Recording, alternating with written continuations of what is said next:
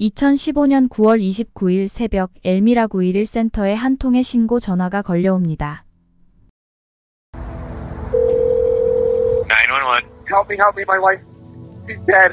Hurry. Okay, just stay on the line with me. How long has she been down? I don't know, I just got home. Sir, you need to calm down so I can help you. What's your name? My name's Tom. 사람들은 얼마 전 톰의 회사에서 해고당한 전 직원이 앙심을 품고 범죄를 저질렀다고 말합니다. 현장에서 범인을 목격한 유일한 사람이 있었습니다. 그 목격자는 바로 부부의 7살 딸입니다. 범인이 떠난 후 딸은 죽어가는 엄마를 울면서 안고 있다가 위층으로 올라가서 동생을 숨기고 아빠가 오기를 기다렸습니다. Can you tell me what he looked like? Like, he was wearing jeans, a black long sleeve shirt, and a mask. Okay. What did the robber look like? He looked like my dad, And Was he a big guy or was he a little guy? the size of my dad. did the robber...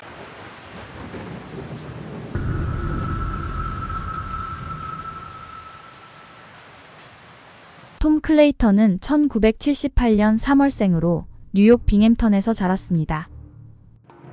2000년 초 톰 클레이턴은 뉴욕 동부에서 활동했던 프로하키 선수로 비록 다른 선수들과 비교했을 때 작은 체구를 가지고 있어 불리한 신체 조건을 가지고 있었지만 빠른 스피드와 순발력 그리고 공격적인 플레이로 팀이 좋은 성적을 거두는데 큰 도움이 되었습니다.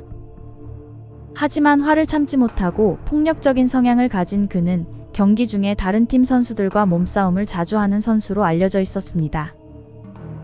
경기장에서 보이는 톰의 폭력적인 모습을 의외로 좋아하는 사람들이 많았으며 그 와중에 잘생긴 외모가 한몫해서 여자 팬들이 상당히 많았던 걸로 알려졌습니다. 그는 여자들을 자주 바꿔가며 사귀는 바람둥이였으며 여자들을 힘들게 하고 울게 만드는 나쁜 남자로 소문이 나 있었습니다. 그는 5년 동안 엘미라 제컬스 하키팀의 18번 선수로 활동하면서 지역에서 나름 유명세도 얻었습니다. 하지만 경기가 없는 기간에는 포커를 치며 도박을 즐기고 술을 마시다가 술집에서 싸움을 해서 지역 신문 일면을 장식하는 등 무리를 일으켜 문제가 많은 선수로 알려져 있었습니다. 2005년 톰은 그의 열렬한 여성 팬인 켈리 스테이지를 만나 사랑에 빠집니다. 켈리는 1980년 8월생으로 엘미라에서 태어나서 쭉 자랐습니다. 켈리의 아버지는 엘미라 소방서에서 소장으로 20년을 근무했기 때문에 켈리의 가족은 지역사회에서 잘 알려져 있었습니다. 그녀는 학창시절 소프트볼과 치어리더를 했으며 활발하고 재미있는 성격으로 친구들이 많았습니다. 학교를 졸업한 후 고향을 떠나 라스베가스로 가서 임페리얼 팔레스 호텔에서 바텐더로 일을 하며 지낸 적도 있습니다. 하지만 타양 생활이 생각만큼 녹록하지 않았던 그녀는 다시 고향인 엘미라로 돌아갔고 가족들과 살기 시작했습니다. 2005년 어느 날 켈리는 언니와 지역에서 열리는 하키 게임을 보러 갔고 경기장에서 멋진 모습으로 게임을 하고 있는 18번 선수인 톰을 보고 첫눈에 반하게 됩니다.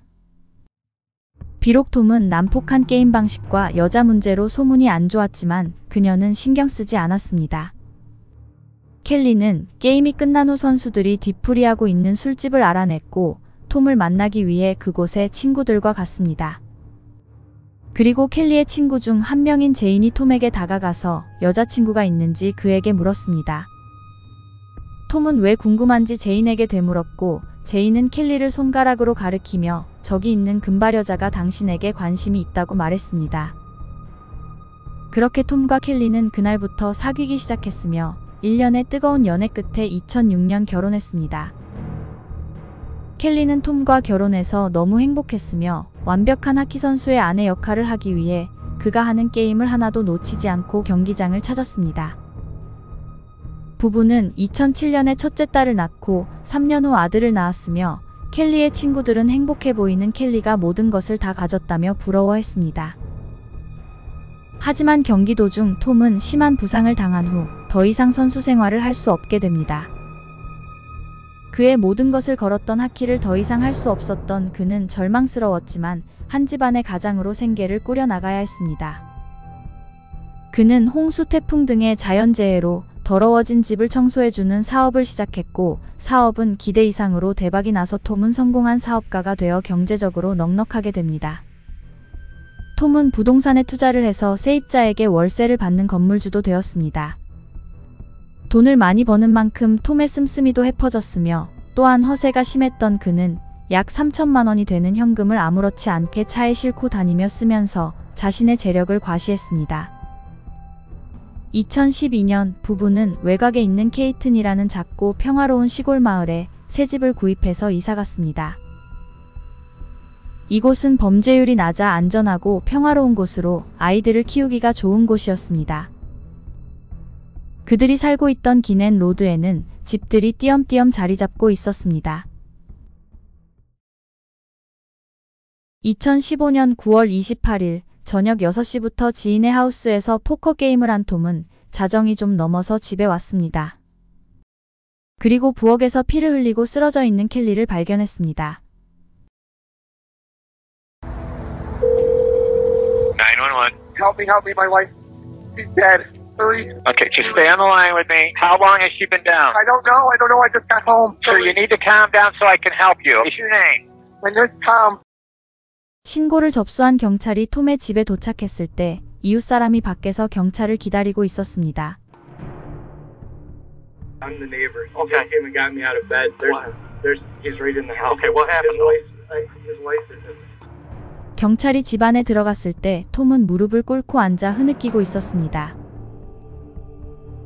Anybody else in the house, Tom? Just you? We're the neighbor's house.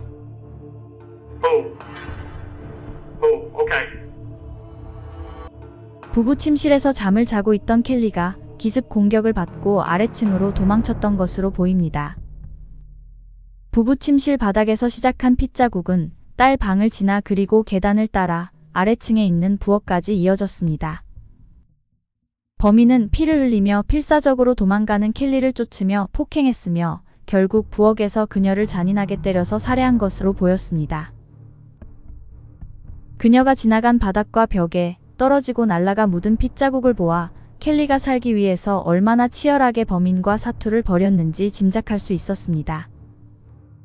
그녀의 얼굴은 잔인하게 맞아서 알아보기 힘들 정도로 부어 있었고 옷은 반쯤 벗겨져 있었습니다. 부엌 바닥에는 그녀의 몸이 질질 끌려다닌 듯한 핏자국이 있었으며 벽에는 구멍이 나 있었는데 켈리의 얼굴이 세게 부딪히며 생긴 구멍으로 밝혀집니다. 그녀는 방에서 자고 있던 자녀를 보호하기 위해 온몸을 바쳐서 범인과 싸웠던 것으로 보입니다. Where were you when this all went down? Playing poker with my buddies. I came home and my daughter said there was a robber in the house and she saw that. 톰은 강도가 들었다고 말했지만 문에는 강제로 침입한 흔적이 없었으며 집안을 귀중품을 찾기 위해 뒤진 흔적도 발견되지 않았습니다. 그리고 7살 딸 찰리는 엄마가 맞아서 죽는 모습을 목격했습니다. 범인이 떠난 후 찰리는 죽어가는 엄마를 울면서 안고 있다가 위층으로 올라가서 동생을 숨기고 아빠가 오기를 기다렸습니다. 사실 최초로 도착한 경찰은 남편 톰을 의심했습니다. 경찰이 톰에게 질문을 하지도 않았는데도 톰이 먼저 GPS가 차에 달려있기 때문에 자기가 어디에 있었는지 알 수 있을 거라며 알리바이를 댔기 때문에 더욱더 그가 의심스러웠습니다. Come on out here, man. Come on out here. I want you to have a seat. You don't need to see that anymore, okay? All right. Come on. Get that water. Yeah, we'll get you water. Take it easy, bud. Take it easy. Come on over here, Tom. You're not in trouble, okay? I'm just gonna have a seat so we can talk to you. All right? Let me see your hands real quick, man. You ain't hurt or anything? Okay, good. Okay.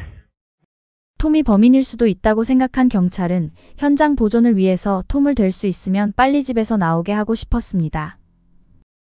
There's no forced entry anywhere else. I didn't see any. Did you see any? I didn't see any when I was in there. I'm wondering if he had a domestic with her. She face planted. Yeah. In her face, you could see how her face is beat in. Suspect? Husband. 경찰들은 집 안팎을 구석구석 수색하고 이웃 주민들에게 수상한 것을 보지 않았는지 일일이 찾아가 물었습니다. 한편 현장을 목격한 7살 딸 찰리는 엄마의 비명소리를 듣고 잠에서 깼다고 수사관에게 말합니다. 엄마는 강도와 싸우면서 찰리에게 밖으로 도망치라고 소리쳤다고 합니다. What did you hear? Like, my mom ran to the door screaming, Charlie, Charlie, Charlie, Charlie. 그 소리를 듣고 찰리는 동생 방에 가서 동생을 숨겼습니다. 그리고 밑으로 내려가서 쓰러져 있는 엄마를 울면서 안고 있다가 다시 동생 방으로 가서 3살짜리 동생을 안고 이불 속에 숨어서 아빠가 오기를 약 20분 동안 기다렸습니다. Can you tell me what he looked like? Like, he was wearing jeans, a black long sleeve shirt, and a mask. Okay. What did the robber look like? He looked like my dad. And 당황한 수사관은 강도가 어떻게 아빠랑 닮았는지 물었습니다. The mask and his shoes. 남자 수사관은 범인이 얼마나 큰지 물었습니다. Was he a big guy or was he a little guy? The size of my dad. did the robber say anything? 찰리는 잠시 망설이다가 이렇게 말합니다. He probably didn't say anything because what if it was my dad? He could recognize his voice. 경찰은 톰을 유력한 용의자로 보고 수사했지만 그에게는 확실한 알리바이가 있었습니다. 톰은 포커 게임을 늦게까지 한 후 11시 40분쯤 집에 가기 위해 하우스에서 나왔습니다. 집까지는 30분 정도 걸리므로 사건이 일어난 11시에서 12시 사이에 톰이 집에 와서 아내를 죽이는 것은 불가능한 일입니다. 그리고 그의 손에는 무기로 공격할 때 생기는 상처나 살해 과정에서 묻게 되는 피도 전혀 없었습니다. 하지만 수사가 진행될수록 그에 대한 의혹은 점점 커졌습니다. 톰은 겉으로 보이기에는 행복한 가정을 꾸리는 능력 좋고 완벽한 남편으로 보였지만 사실 그는 이중적인 삶을 살고 있었습니다. 그는 도박으로 거액의 빚을 지고 있었으며 여러 여자들과 끊임없이 바람을 피고 있었습니다. 그리고 무엇보다 눈여겨봐야 할 점은 2014년 톰은 아내의 생명보험금을 6억 원에서 12억 원으로 2배로 올렸다는 것입니다. 한편 경찰은 마이클 비어드라는 남자를 용의자 선상에 올리고 조사하고 있었습니다. 한때 마이클은 톰의 회사에서 일을 했었고 회사일 뿐만 아니라 톰의 집 잔디도 깎고 전구를 바꾸는 등 개인적인 소소한 잔심부름까지 도맡아 했었습니다. 하지만 손님 집에서 물건을 훔치다가 발각됐고 결국 그는 톰의 회사에서 해고당했습니다. 또한 그는 톰이 소유한 집에서 월세를 주고 살고 있는 세입자이기도 합니다. 그는 톰에게 해고된 후 직장을 구하지 못했고 월세를 낼 돈이 없었기 때문에 톰이 소유한 집에서 쫓겨나기 일보 직전이었습니다. 사람들은 마이클이 톰에 대한 악한 감정을 품고 톰의 집에 침입해 그의 아내를 죽였을 거라고 말했습니다. 경찰이 마이클을 집중적으로 조사하고 있을 때 사건 당일 포커 게임을 주최했던 하우스 주인인 럭키와 그의 아내 린다가 경찰서로 찾아왔습니다. 톰의 아내가 살해됐다는 말을 들었을 때는 부부는 톰의 알리바이를 대주고 톰을 위로해 주었습니다. 하지만 시간이 지날수록 사건 당일 하우스에서 톰이 했던 평소와 다른 행동들이 하나둘씩 떠오르기 시작했다고 합니다. 톰은 부엌에 있던 린다에게 와서 휴대폰을 차에 놓고 왔는데 전화를 빌려달라고 했고 린다는 기꺼이 자신의 휴대폰을 그에게 빌려줬습니다. 그리고 톰은 사람 없는 곳으로 가서 꽤 진지하게 전화통화를 하고 왔다고 합니다. 전화기를 돌려받은 린다는 우연히 휴대폰의 통화 기록을 보았는데 톰이 통화했던 기록은 삭제돼서 없었다고 합니다. 톰이 전화기를 돌려주기 전에 기록을 삭제한 것으로 보입니다. 경찰이 전화국에서 린다의 통신 기록을 조회한 결과 톰과 통화했던 사람이 바로 마이클 비어드로 밝혀집니다. 경찰은 톰과 마이클의 관계를 의심하고 두 사람의 전화 기록을 모두 추적했습니다. 그리고 둘 사이에 수많은 전화와 문자가 오고 갔었다는 사실을 알아냈습니다. 또한 마이클의 여자친구는 자기 집에 불을 질러주면 1,300만 원을 주겠다고 톰이 마이클에게 제안한 사실이 있었다고 경찰에 진술했습니다. 경찰은 마이클 비어드를 조사하기 위해 경찰서로 불렀고 처음에 그는 모든 혐의를 부인했습니다. 하지만 거짓말 탐지기 결과 마이클의 진술은 거짓으로 나오자 그는 체념한 듯 모든 것을 자백했습니다. 마이클의 말에 따르면 처음에는 톰이 자기 집에 불을 질러주면 돈을 주겠다고 제안했고 아이들이 집에 있어도 상관없다고 말했다고 합니다. 마이클이 거절하자 톰은 집에서 쫓겨나고 싶냐고 말하며 그를 협박했습니다. 취직도 안 되고 돈이 없던 마이클은 궁지에 몰렸고 탐이 아내를 죽이고 집에 불을 지르면 1,300만 원을 주겠다는 제안을 받아들여 범행을 저질렀다고 마이클은 진술했습니다. 경찰이 범행에 쓰인 무기는 어디 있는지 묻자 마이클은 범행 후 물건들을 버린 곳으로 경찰을 데리고 갔습니다. 마이클이 켈리를 해칠 때 사용한 노란색 손잡이의 망치는 도로가에서, 그리고 마이클이 범행 당시 입었었던 켈리의 피가 묻은 바지와 검정색 긴팔 셔츠, 그리고 하얀색 마스크는 늪지대에서 발견됐습니다. 또한 매우 중요한 증거인 마이클이 톰에게 건네준 집열쇠도 잠수부가 물속을 사사치 뒤져서 찾아냈습니다. 톰과 마이클은 켈리 클레이턴을 살인한 혐의로 체포되고 기소되었습니다. 사건 발생 1년 후 마이클 비어드의 재판이 시작되었습니다. 재판에서 마이클은 1년 전과 다른 진술을 들고 법정에 섰습니다. 마이클 변호인은 톰은 마이클에게 집에 불을 지르는 조건으로 그에게 돈을 제시했다고 합니다. 그는 아이들이 있는 집에 불을 지르는 게 정말 내키지 않았지만 집에서 쫓겨나는 게 두려웠기 때문에 마지못해 사건 당일 톰의 집에 갔다고 말했습니다. 하지만 마이클이 톰의 집 안에 들어갔을 때 이미 마스크를 쓴 누군가가 켈리를 망치로 잔혹하게 때리고 있었고 그 사람은 바로 톰 클레이턴이었다고 주장했습니다. 톰은 아내를 잔인하게 살해한 후 켈리의 피가 묻은 망치를 마이클에게 건네주고 버리라고 했고 그 과정에서 마이클의 옷에 피가 묻었다고 말하며 그의 무죄를 주장했습니다. 하지만 마이클이 범인일 수밖에 없는 확실한 증거들이 있었으므로 배심원단은 켈리의 죽음과 전혀 관련이 없다고 주장하는 마이클의 말을 믿지 않았습니다. 2016년 11월 마이클 비어드는 가석방이 없는 종신형을 선고받았습니다. 2015년 9월에 아내를 살인한 혐의로 체포된 톰은 그에게 책정된 약 3천만 원의 보석금을 내고 풀려났습니다. 그는 재판을 기다리고 있던 1년 동안 도박을 하고 여자를 만나며 싱글 라이프를 맘껏 즐기고 있었습니다. 마치 조만간 이런 자유를 더 이상 누릴 수 없을 거라는 것을 알고 있는 사람처럼 말입니다. 그는 끔찍한 범죄로 아내를 잃은 남편으로 전혀 보이지 않았습니다. 한편 톰과 불륜관계를 가졌던 수많은 여성들이 톰의 본 모습에 대해 경찰에 제보했습니다. 그 여성들 중에는 켈리의 절친들도 있었고 심지어 15살 미성년자도 있었습니다. 또한 그는 켈리의 보험을 2배로 올려줬었던 보험 설계사와 또 다른 여성과 함께 쓰리썸을 했던 것이 밝혀졌습니다. 톰은 아내 켈리가 게으르고 멍청하다고 험담을 했으며 이혼을 하고 싶지만 이혼 후 뺏길 재산 때문에 억지로 살고 있다고 여자들에게 말했다고 합니다.